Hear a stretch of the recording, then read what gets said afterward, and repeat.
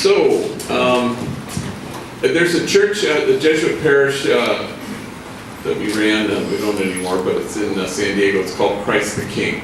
And it's a historic place because it's the traditional African-American Catholic community.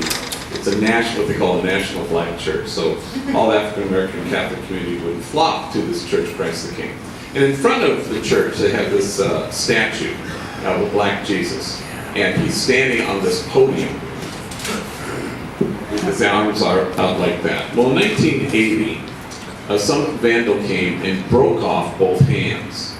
Just snapped them off.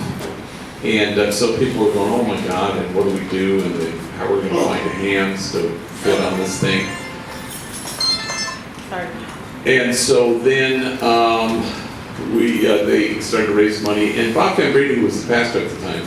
You know, in the spirit of the Jesuit motto of if you can't fix it, feature it. He just went and got a plaque made, and he affixed the plaque to the base of the statue. And it said, I have no hands but yours. Which comes from the Teresa of Avila, who has a longer version that says, Christ has no body but yours, no hands, feet on earth but yours. Yours are the hands with which he blesses all the world. Which is a way of saying we can't wait for somebody else to do something. It's kind of on us to be good and true and right and just. Yesterday there was a big group in the cafe, and we were talking about how hard it is sometimes to raise money for this place. A tough sell, but a good bet. That if in fact we were a shelter for abandoned puppies, we'd have $50 million in the bank.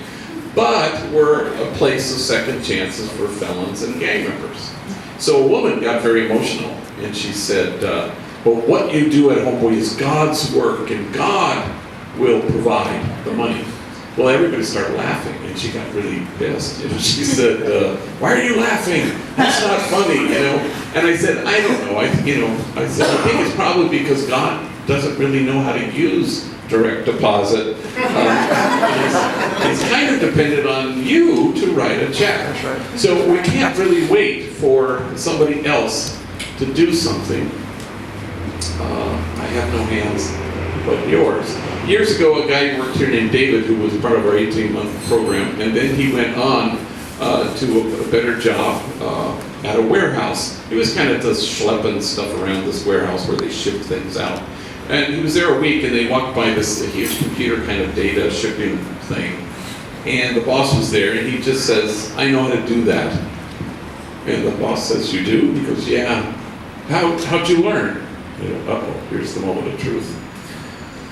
In prison. I learned how to do it in prison.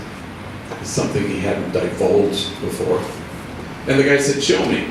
So he got down and knocked it out of the park and whatever it is you do in the data shipping computer thing. He said, okay, go back to work. 2 days later, he calls David in and he hands him an envelope and he goes, my last check, there we go. So he shook the man's hand and said, thank you. And the boss said, open it. And he opened the envelope, and it was, in fact, a letter notifying him that he was now to receive, effective immediately, a $5.75 an hour raise. And he was moved now to this computer thing. We're not supposed to wait for somebody else, or even God.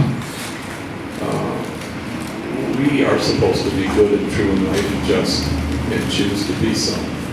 Some time ago, a woman who works here kind of stepped up to the plate and intervened with two folks who had come here. One not that interested in getting help, and the other one very interested, and it was all kind of in your face in neighborhoods and stuff like that. And he intervened. And one guy left, and the other guy remained. And he was an enemy to this intervener. And he said, I just want what you have, he said. And the homie shook his hand and he said, welcome to Homeboy, you'll like it here. We aren't supposed to wait for somebody else to intervene or somebody else to be good and true and right and just. It is kind of up to us to choose that every day. So the statue is right.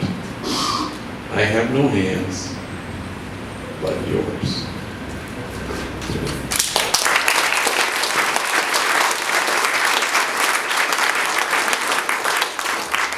June.